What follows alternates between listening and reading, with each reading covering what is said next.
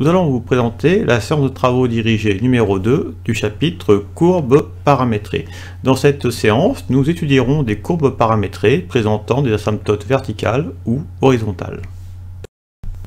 Rappel, asymptote horizontale. Pour T0 appartenant à R bar, nous rappelons que R bar c'est R augmenté de moins l'infini et plus l'infini. Ainsi, dire que T0 appartient à R bar, ça veut dire que soit T0 est un réel, ou soit T0 est une valeur infinie. Nous avons que si la limite en T0 de x de t est une valeur infinie, et que la limite en T0 de x de t est égale à un réel que nous appelons petit b, alors la droite d'équation y égale b est asymptote horizontale à gamma, au support de courbe de la courbe paramétrée. Alors, illustration, nous avons donné l'allure de gamma dans la situation suivante. Alors, en petit 1, nous disposons d'un tableau de variation de x de t et de t. Donc nous savons que x en x va croître de 1 vers plus l'infini entre 0 et t0, et y va croître de moins 2 à 2 entre 0 et t0. Et donc nous avons posé le point M à l'instant t égale 0, puisque le point M à l'instant t égale 0, c'est le point d'abscisse 1 d'ordonnée moins 2.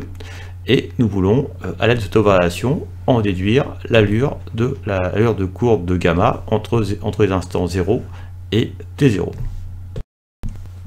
Nous remarquons qu'en t0, nous avons x de t qui tend vers plus l'infini, c'est-à-dire une valeur infinie, et y de t qui tend vers un réel qui vaut 2. Nous sommes bien dans la situation du rappel, x qui tend vers une valeur infinie et y qui tend vers un réel. Nous pouvons donc dire que la droite d'équation y égale 2 est asymptote au support de courbe gamma. Et lorsque t se rapprochera de t0, nous aurons que les points m de t se rapprocheront de cette asymptote.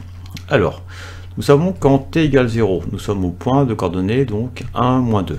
Le point m à l'instant t égale 0, nous l'avons placé donc ici, puisque ça correspond bien au point d'abscisse 1 et d'ordonnée moins 2. Et nous savons ensuite que x de t donc, va croître vers plus l'infini, va devenir très grand, et que y de t va tendre vers 2. Donc nous allons nous rapprocher de l'asymptote. Nous pouvons proposer ce point-ci comme point asymptotique, et donc nous allons devoir relier le point m de 0 au point asymptotique en venant donc caresser l'asymptote à l'infini.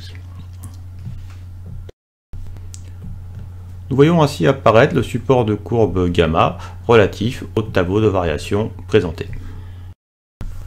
Nous présentons le deuxième exemple. Nous considérons ce tableau de variation. Nous avons t donc qui varie entre 0 et t0, et à l'instant t égale 0, nous avons x de 0 qui vaut moins 1 et y de 0 qui vaut 3. Ainsi, le point m à l'instant t égale 0 et le point d'abscisse moins 1 est d'ordonnée 3.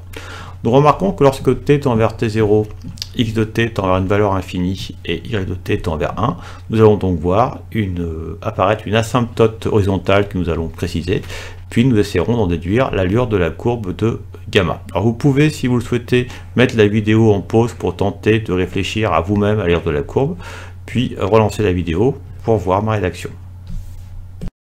Nous remarquons qu'en t0, x de t tend vers moins l'infini et y de t tend vers un réel qui vaut 1. Donc on déduit que la droite de l'équation y est égale à 1 est asymptote donc à la courbe gamma, et que cette asymptote est donc horizontale. Alors nous avons représenté la droite d'équation y est égale à 1.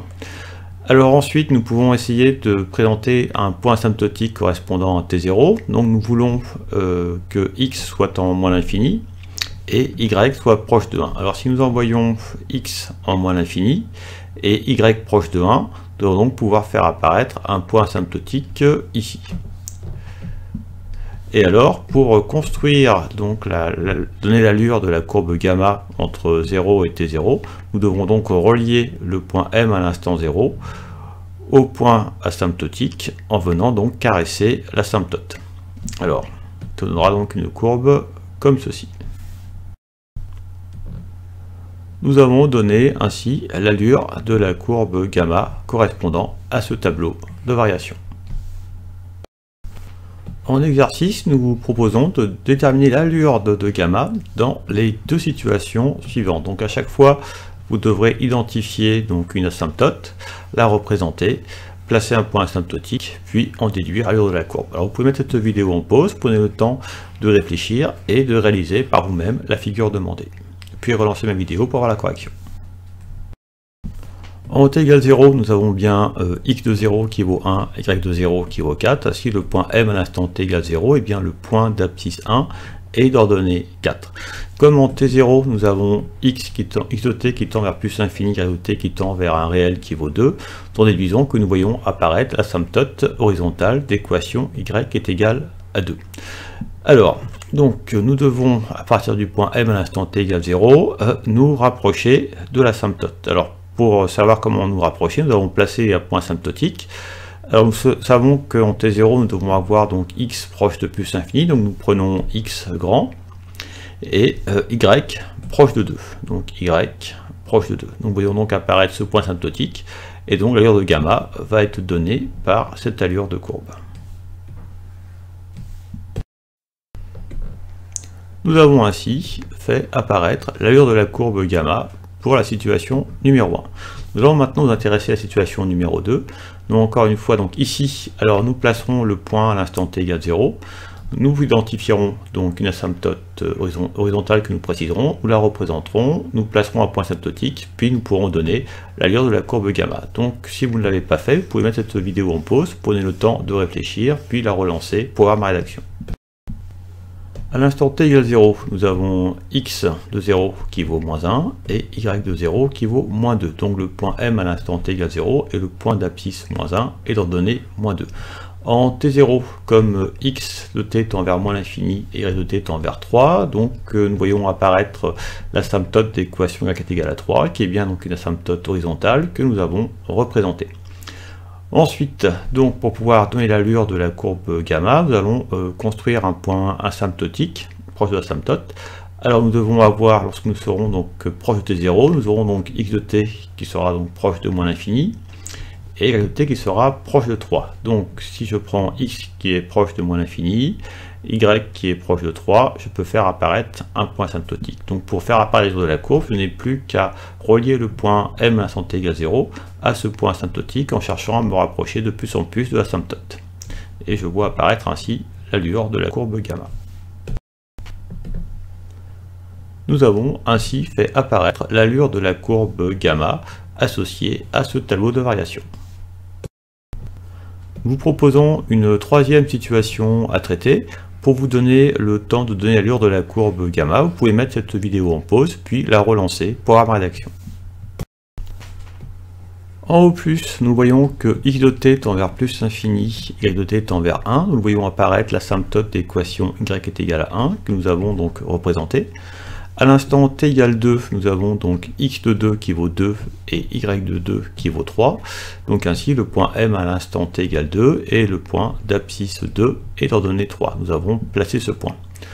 Alors, donc là, la différence par rapport à la situation précédente, c'est que nous allons partir d'un point asymptotique. Alors, donc nous allons placer un point asymptotique correspondant à cette situation, c'est-à-dire que nous allons avoir x qui va être très grand, et y qui va être proche de 1. Donc nous pouvons placer un point asymptotiquement ici, et donc la courbe va donc partir de ce point asymptotique pour aller chercher le point m à l'instant 2. Nous allons donc voir apparaître cette allure de courbe. Nous voyons ainsi apparaître l'allure de la courbe gamma associée à ce tableau de variation. Rappel, asymptote verticale. Si lorsque t tend vers t0, x de t tend vers un réel petit a, et que y de t tend vers une valeur infinie, alors la droite d'équation x égale a est asymptote verticale au support de courbe gamma de la courbe paramétrée étudiée. En illustration, nous allons chercher à donner l'allure de la courbe gamma dans cette situation, où nous avons donc t qui varie entre 0 et t0. À l'instant t égale 0, nous avons donc x de 0 qui est égal à moins 3, y de 0 qui est égal à 1, c'est-à-dire que nous voyons apparaître à l'instant t égale 0, le point d'abscisse moins 3 est d'ordonnée 1. Nous allons voir maintenant comment traiter la situation en t0. En t0, nous remarquons que x de t tend vers une valeur finie qui vaut 2, et y de t tend vers une valeur infinie. Nous sommes bien dans la situation du rappel, nous avons donc x de t qui tend vers une valeur finie, et y de t qui tend vers une valeur infini. Nous pouvons donc en déduire que la droite d'équation x égale 2 est asymptote verticale à gamma. Alors nous avons représenté donc cette droite d'équation x égale 2. Nous cherchons ensuite donc à placer un point asymptotique, de sorte qu'en reliant le point m à l'instant 0 à ce point asymptotique, nous obtenions donc l'allure de la courbe gamma. Alors nous devons donc placer un point de sorte que son abscisse x soit proche de 2 et y proche de plus infini. Alors donc nous cherchons une abscisse proche de 2 et une ordonnée proche de plus infini. Par exemple ici nous voyons donc apparaître un point asymptotique.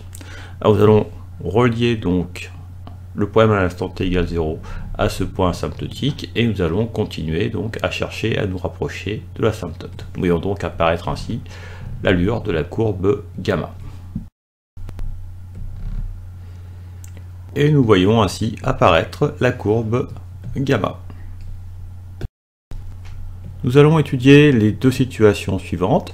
Donc à chaque fois nous placerons le point m à l'instant t égale 0, puis nous remarquerons que la courbe admet l'asymptote que nous préciserons, nous représenterons l'asymptote, nous chercherons un point asymptotique sur l'asymptote, puis nous aurons l'allure de la courbe gamma. Donc vous pouvez mettre la vidéo en pause, prenez le temps de traiter ces deux situations, puis relancer ma vidéo pour avoir ma rédaction.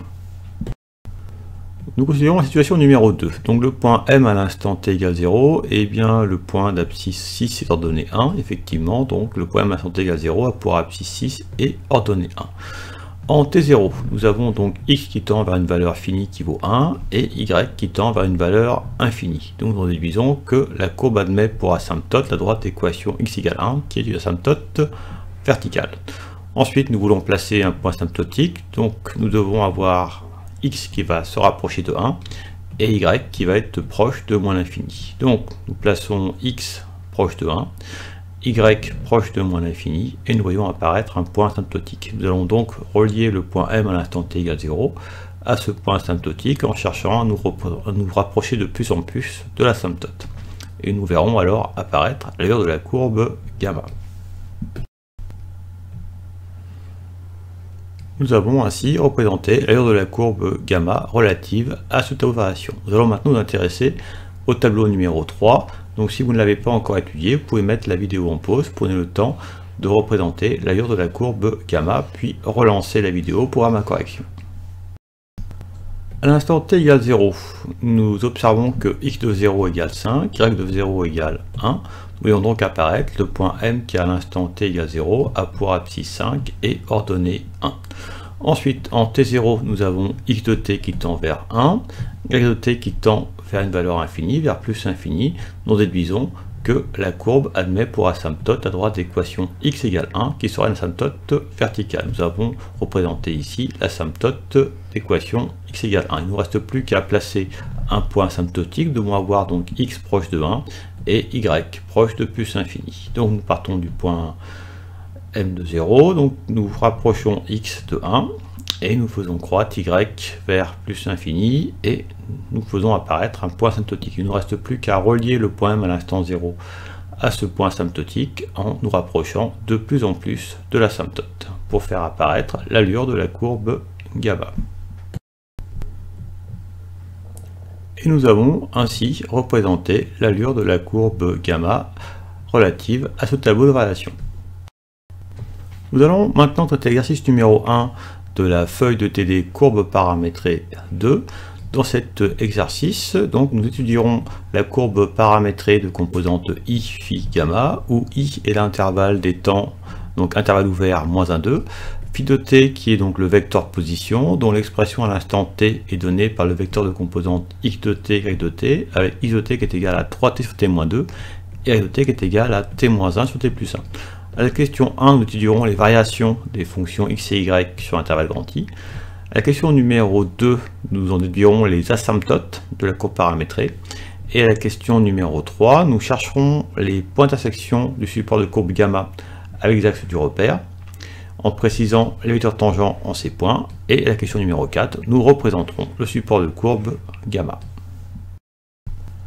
Nous traitons l'exercice numéro 1, nous considérons la courbe paramétrée C de composante I phi gamma, avec I qui est dans l'intervalle ouvert moins 1, 2, et phi de t qui est le vecteur de composante x de t, y de t, avec x de t qui est égal à 3t sur t-2 et y de t qui est égal à t-1 sur t plus 1. À la question numéro 1, nous devons étudier les variations de x et y sur i. Donc il faut bien voir que ici, x et y sont des fonctions en t. Alors nous rappelons la dérivée de u sur v. Vous savez que la dérivée de u sur v est donnée par u'v moins uv' sur v carré. Nous avons x de t qui est un quotient, qui est quotient 3t sur t-2. Donc en appliquant la formule de dérivée d'un quotient, vous pourrez calculer la dérivée de x de t.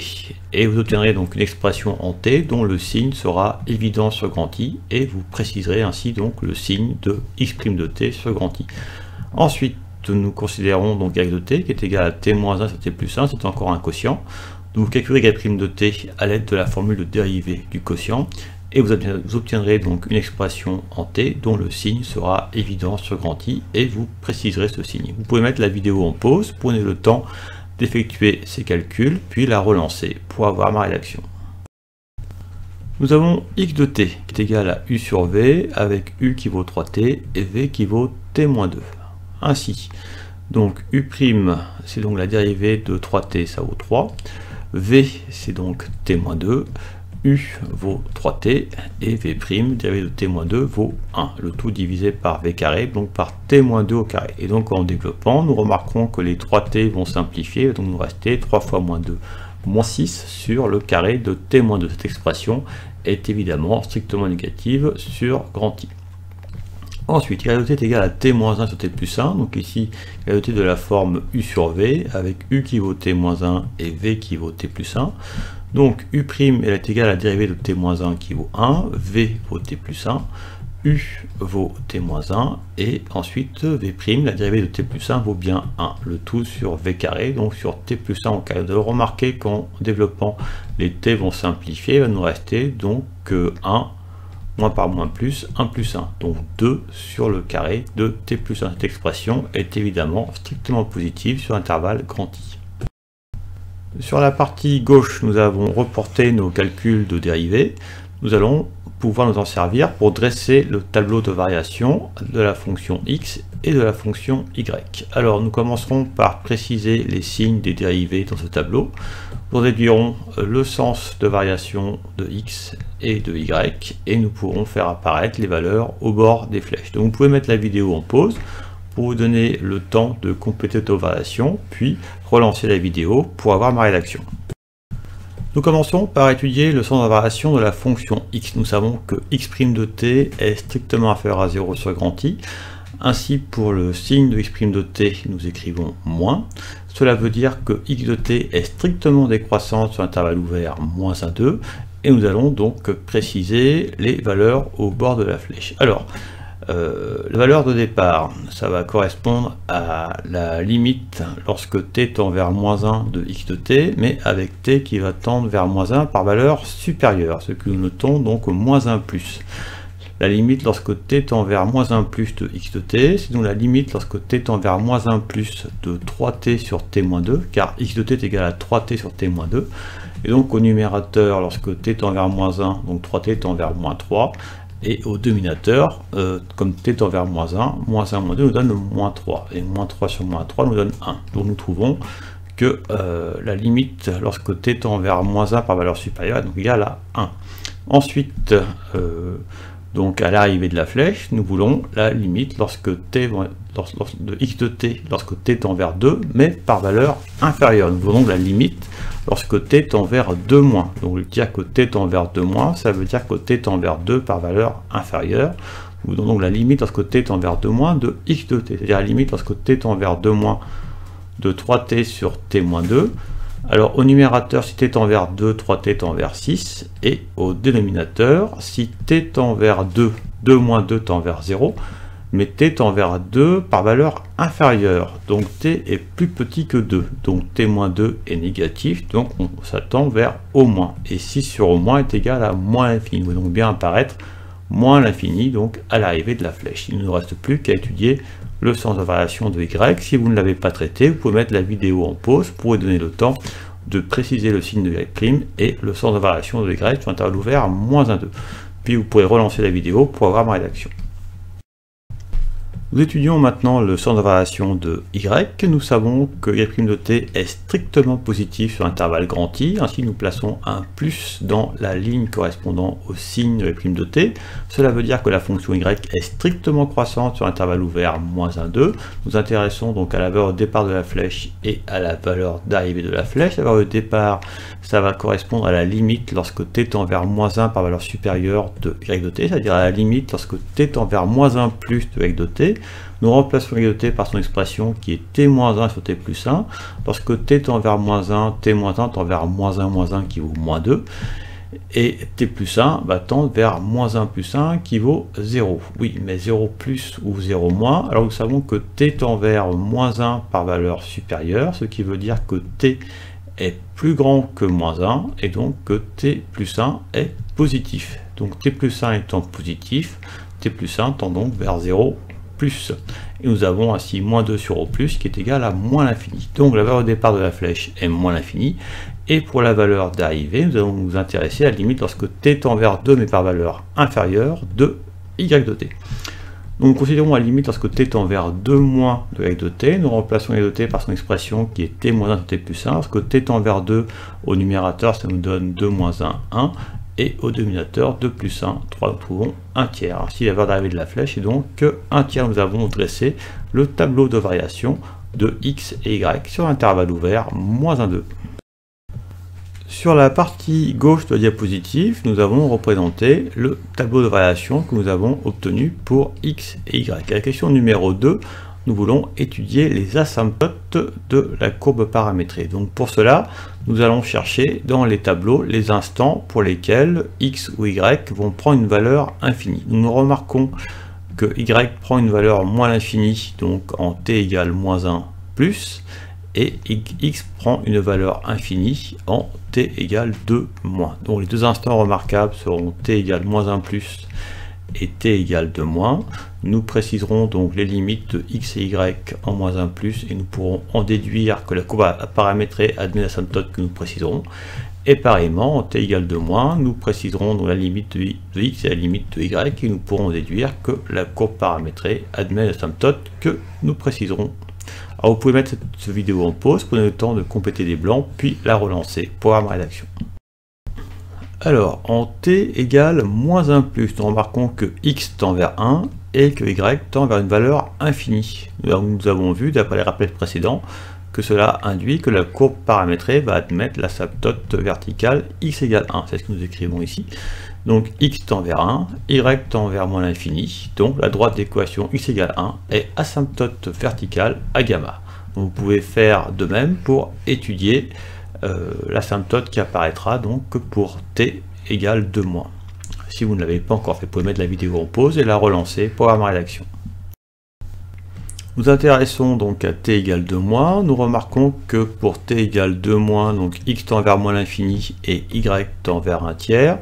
Donc nous savons, d'après les rappels vus en début de séance, que cela entraîne que la courbe paramétrée admet l'asymptote d'équation y est égale à 1 tiers, qui sera donc l'asymptote horizontale. Donc c'est ce que nous précisons ici.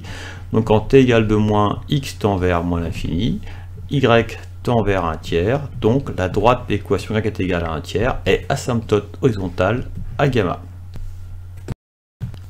À la question numéro 3, nous allons déterminer les intersections du support de courbe gamma avec les axes du repère et pour chaque intersection obtenue, préciser le vecteur tangent. Alors pour cette étude, nous avons reprécisé les expressions de x de t et de y de t ainsi que leurs dérivées. Alors nous allons commencer par étudier l'intersection avec l'axe OX. Donc un point de la courbe paramétrée, un point M à l'instant t sera donc sur l'axe OX si et seulement si son ordonnée est nulle, c'est-à-dire si et seulement si y de t égale 0. Nous remplacerons y de t par son expression en t. Nous aurons donc un quotient qui est nul et nous savons qu'un quotient a sur b est nul si et seulement si a égale 0. Si et seulement si son numérateur est nul. Donc nous dirons que ce quotient est nul si et seulement si son numérateur est nul. Et nous trouverons que cette équation a une unique solution, t égale une valeur que nous préciserons. Nous en déduirons que gamma coupe l'axe OX en un point M à l'instant t que nous aurons obtenu, qu'aura donc pour composante x à l'instant t obtenu et y à l'instant t obtenu. Et pour vecteur tangent, donc phi' à l'instant t obtenu, qui a pour composante donc x' à l'instant t obtenu et y' à l'instant t obtenu. Alors vous pouvez mettre cette vidéo en pause pour vous donner le temps de compléter les blancs, puis la relancer pour avoir ma rédaction. Nous disons que le point M à l'instant t appartient à l'axe x, c'est seulement si y de t égale 0. C'est-à-dire si seulement si le quotient t-1 sur t plus 1 égale 0. Nous savons qu'un quotient est nul si seulement si son numérateur est nul. Nous tenons ainsi que t-1 égale 0 et donc que t est égal à 1, qui est donc la seule solution de cette équation.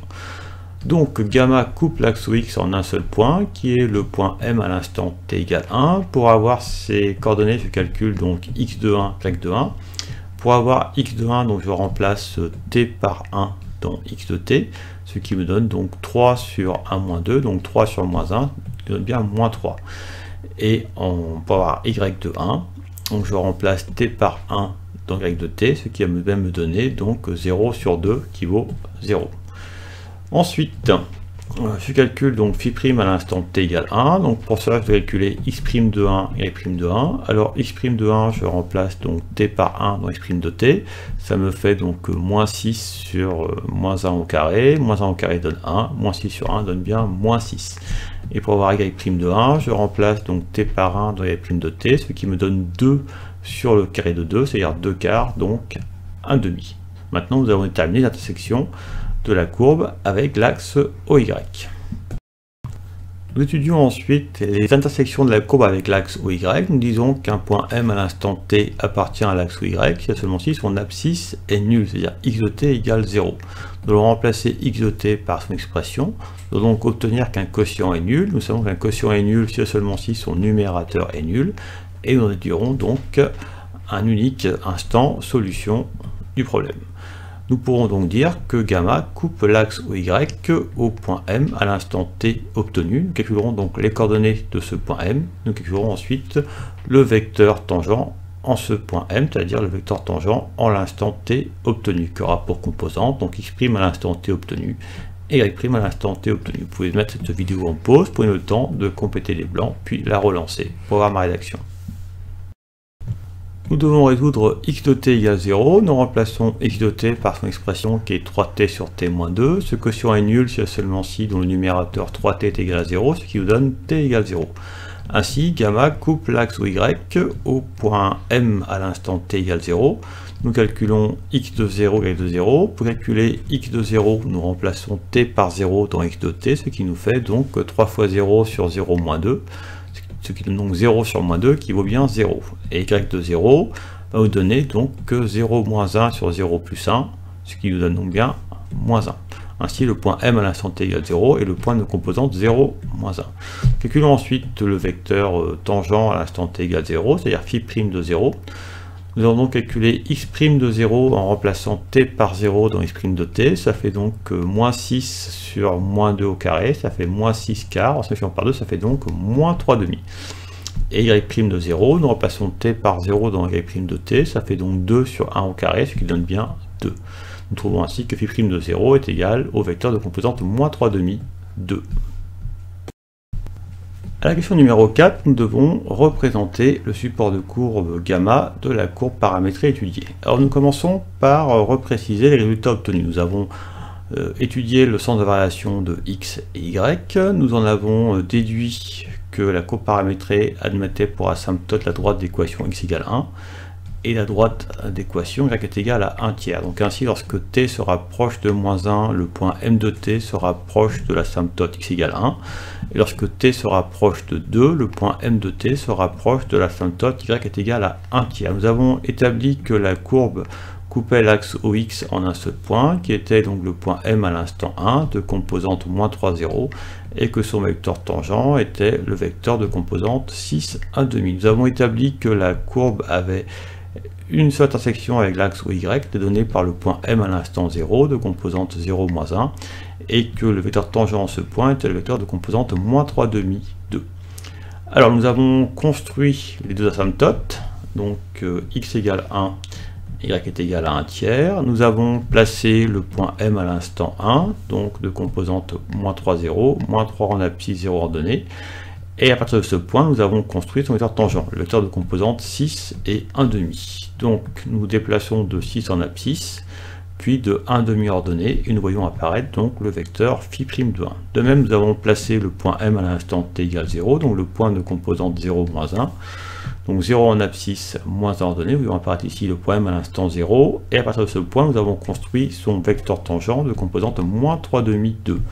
Donc à partir du point M à l'instant 0, je me déplace donc de moins 3,5 en abscisse, et de 2 en ordonnée. Et donc je fais apparaître le vecteur phi' de 0. Il ne nous reste plus qu'à préciser donc un point asymptotique pour chacune des asymptotes et nous pourrons faire apparaître l'allure de la courbe. Vous aurez tous remarqué qu'il manque un moins devant ce 9. Alors j'ajoute ce moins, voilà, et maintenant on voit bien apparaître moins 9, c'est bon. Nous allons maintenant construire un point asymptotique pour chacune des deux asymptotes. Alors pour la première, x égale 1, donc nous devons avoir x proche de 1 et y proche de moins l'infini. Donc abscisse x proche de 1 et ordonnée y proche de moins l'infini. Nous pouvons placer ici un point asymptotique pour l'asymptote x égale 1. Ensuite, pour l'autre asymptote, nous devons avoir x proche de moins l'infini et y proche de 1 tiers. Donc nous plaçons x en moins l'infini et y proche de 1 tiers. Donc nous faisons apparaître un deuxième point asymptotique. Alors, donc, au départ, en moins 1 plus, nous sommes sur le point asymptotique de l'asymptote x égale 1. Ensuite, nous allons chercher le point M à l'instant 0, en nous laissant guider par le vecteur tangent, puis le point M à l'instant 1, puis le point asymptotique pour la deuxième asymptote. Et nous voyons donc ainsi apparaître cette courbe, donc cette allure de courbe, qui est donc l'allure de la courbe gamma. Et nous voyons ainsi apparaître l'allure de la courbe gamma. Et nous faisons bien apparaître le long de cette courbe. Voilà, nous avons traité cet exercice. Nous allons maintenant traiter l'exercice numéro 2 de la feuille de TD courbe paramétrée 2. Cet exercice sera le même que le précédent, c'est-à-dire les mêmes questions, mais ce coup-ci avec i qui est égal à l'intervalle ouvert 1 plus l'infini, et phi de t qui est le vecteur position de composante x de t égale ln de 1 moins 1 sur t, et y de t qui est égal à t carré moins 4. Dans l'exercice numéro 2, nous avons étudié la courbe paramétrée C de composante i phi gamma, donc avec i qui est l'intervalle ouvert 1 plus l'infini, et phi de t qui est le vecteur de composante x de t et de t, avec x de t qui est égal à ln de 1 moins 1 sur t, et y de t qui est égal à t carré moins 4. À la question numéro 1, nous avons étudié les variations de x et y. Alors nous rappelons que la dérivée de 1 sur t est moins 1 sur t carré, et que la dérivée de ln de u est u' sur u. Alors nous savons que x de t est égal à ln de 1 moins 1 sur t.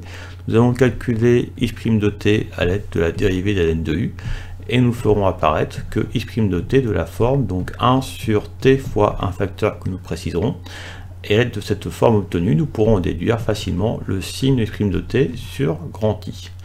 Ensuite, y de t est égal à t carré moins 4, donc la dérivée de y de t est donc évidente. Nous obtenons donc une fonction très simple, donc, dont le signe sera aussi évident sur grand I. Donc vous pouvez mettre la vidéo en pause, prenez le temps d'effectuer ces calculs, puis la relancer pour voir ma rédaction. Nous avons x de t qui est égal à ln de u, avec u qui est égal à 1 moins 1 sur t. Nous appliquons la formule u' sur u.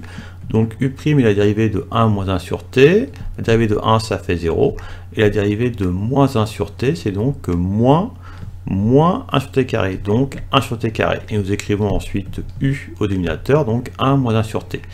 Alors nous disons que ce quotient est aussi égal donc à 1 sur 1 moins 1 sur t fois 1 sur t carré. Nous multiplions donc 1 moins 1 sur t par t carré fois 1 nous donne t carré fois moins 1 sur t nous donne moins t. Et en mettant t en facteur, nous trouvons donc 1 sur t fois t moins 1. Nous savons que sur 1 plus l'infini, t est strictement positif, t moins 1 est strictement positif, donc le produit est aussi strictement positif. Ainsi, x' de t est strictement positif sur grand I. Ensuite, y de t est égal à t carré moins 4, sa dérivée vaut donc 2t, qui est aussi strictement positif sur intervalle ouvert 1 plus l'infini.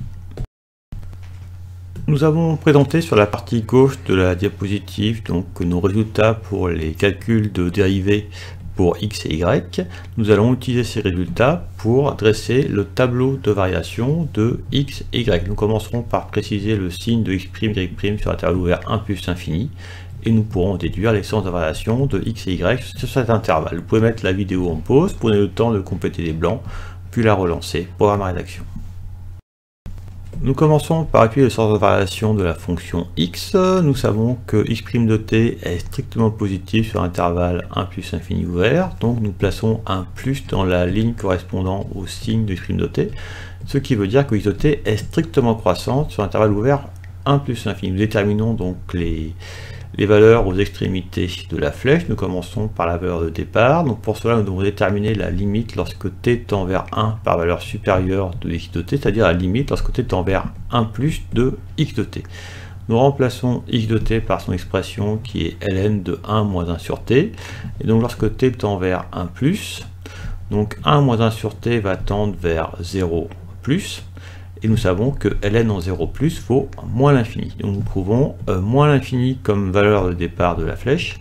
Et ensuite, pour avoir la valeur finale, nous devons déterminer la limite lorsque t tend vers plus infini de x de t. Nous nous intéressons donc à la limite lorsque t tend vers plus infini de x de t, c'est-à-dire la limite en plus infini de ln de 1 moins 1 sur t.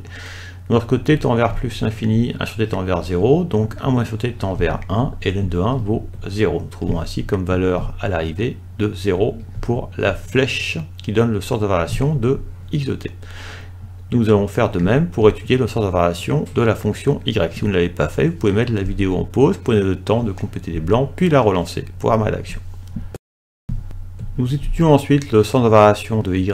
Nous savons que y' de t est strictement positif sur le grand I, donc nous écrivons aussi un plus dans la ligne correspondant au signe y' de t.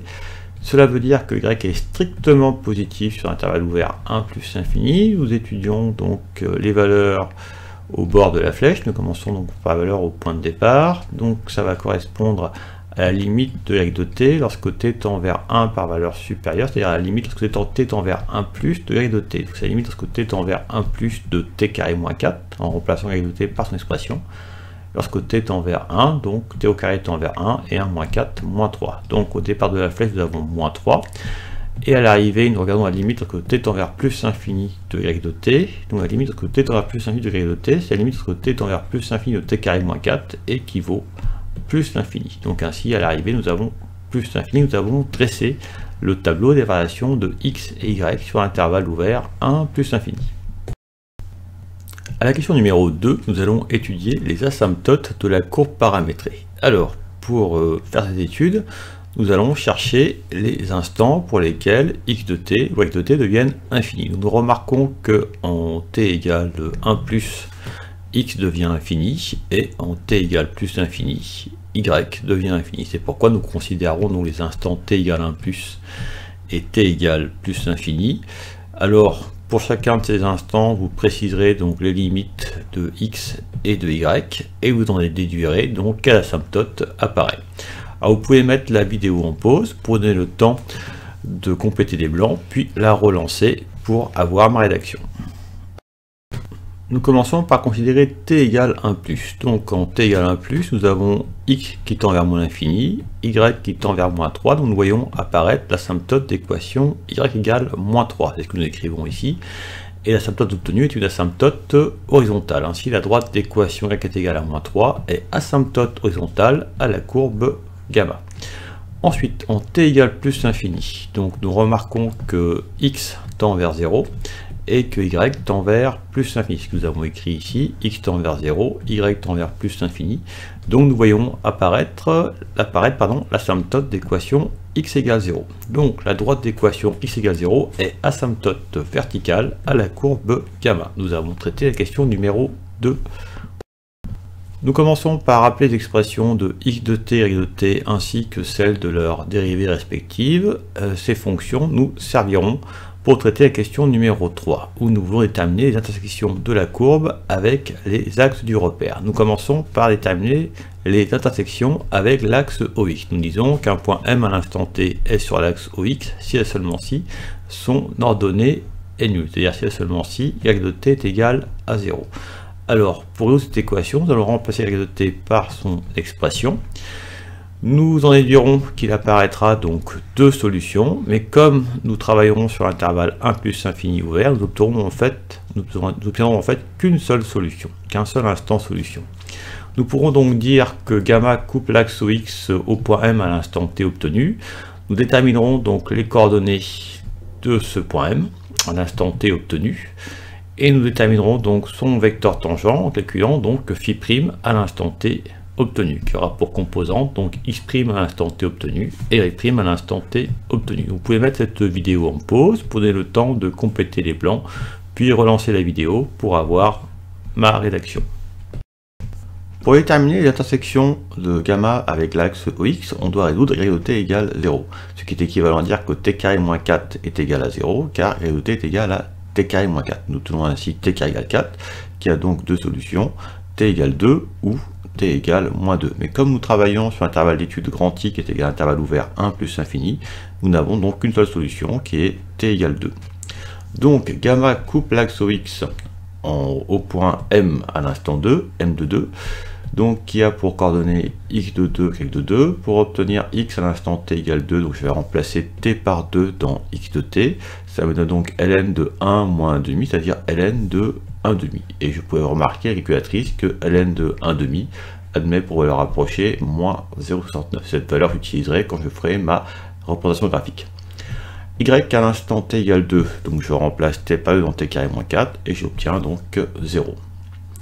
Pour avoir le vecteur tangent en t égale 2, je calcule phi' de 2, donc qui a pour composante x' de 2 et y' de 2. Pour avoir x' de 2, donc je remplace t par 2 dans x' de t, ce qui nous donne 1 sur 2 fois 2 moins 1, c'est-à-dire 1 sur 2 fois 1, donc 1,5.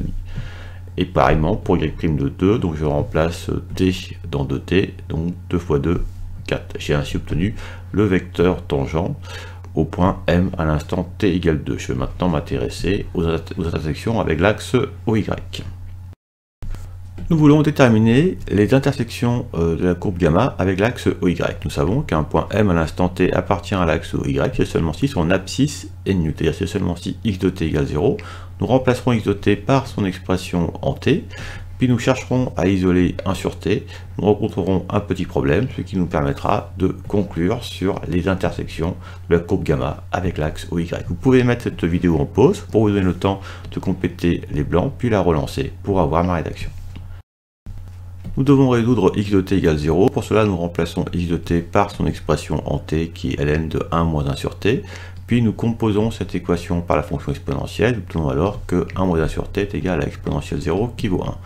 En simplifiant les 1, nous devons obtenir que moins 1 sur t est égal à 0, c'est-à-dire que 1 sur t est égal à 0. Et cette équation n'a pas de solution réelle. Donc c'est impossible, donc gamma ne coupe pas l'axe OY. Nous allons maintenant traiter la question numéro 4 qui va consister à représenter le support de courbe gamma de la courbe paramétrée liée. Alors nous avons reprécisé sur la gauche les résultats obtenus, donc nous avons dressé le tableau de variation des fonctions x et y, nous avons fait apparaître deux asymptotes, donc l'asymptote y égale moins 3 et l'asymptote x égale 0. Ainsi lorsque t se rapproche de 1, le point M à l'instant t se rapproche de l'asymptote y est égal à moins 3, et lorsque t se rapproche de plus infini, m de t se rapproche de l'asymptote équation x égale 0. Nous avons établi que la courbe rencontrait l'axe OX au point M à l'instant 2, qui a pour composante ln de 1,5 et 0, et nous utiliserons que ln de 1,5 peut être approché par moins 0,69 pour placer le point M de 2. Et nous savons que le vecteur tangent à l'instant t égale 2, donc au point M de 2, est le vecteur de composante 1,5, 4. Donc, nous avons considéré un repère orthonormal OJ.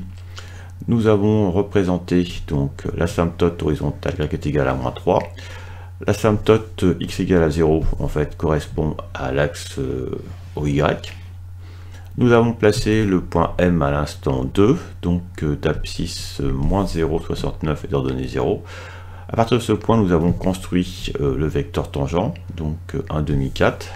Donc nous déplaçons d'1,5 en abscisse et nous montons de 4 en ordonnée et nous faisons ainsi apparaître le vecteur tangent au point M à l'instant 2. Alors il ne reste plus ensuite qu'à préciser les points asymptotiques puis à donner l'allure de la courbe. Alors vous pouvez mettre la vidéo en pause pour vous donner le temps de faire apparaître l'allure de la courbe gamma sur ce repère. Puis vous pourrez relancer la vidéo pour voir ma rédaction. Nous commençons par déterminer un point asymptotique, asymptote y est égal à -3. Donc nous devons avoir x qui est proche de moins l'infini et y proche de -3. Alors, nous considérons un abscisse x proche de moins l'infini avec ordonnée y proche de -3 et nous pouvons faire apparaître ce point asymptotique. Ensuite, il nous faut un point asymptotique pour l'asymptote d'équation x égale 0, c'est-à-dire l'axe OY. Alors, nous devons avoir x proche de 0 et y proche de plus l'infini. Donc, nous prenons un abscisse proche de 0 et ensuite une ordonnée proche de l'infini. Et nous faisons apparaître donc le point asymptotique, pour l'asymptote d'équation x égale 0. Il nous reste donc, alors, nous savons que pour t proche de 1, nous serons donc proche de l'asymptote y est égal à -3, donc on peut se positionner sur le point asymptotique.